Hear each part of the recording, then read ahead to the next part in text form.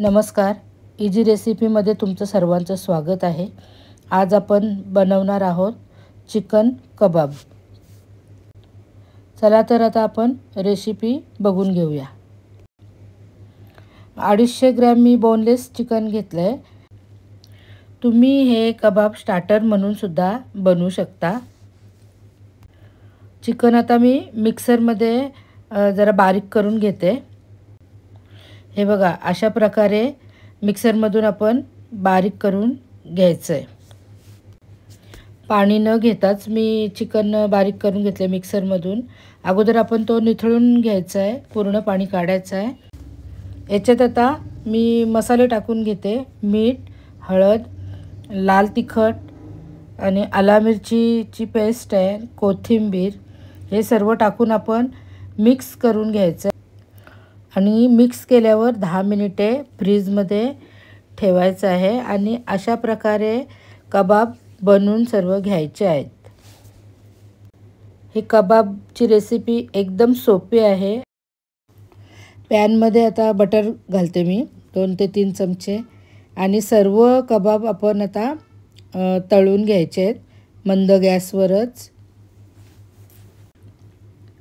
Butter टाकल्यावर गॅसची flame जरा मंदच करा, कारण बटर करपू शकतं आणि कबाब पण आपले लगेचच करपू शकतात। त्याच्यानंतर 2 मिनिटे फक्त आपण झाकण द्यायचं आहे।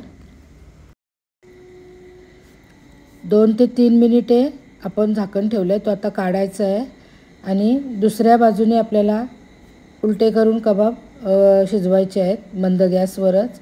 बघा किती मस्त छान असा कलर पण आलेला आहे कबाबला।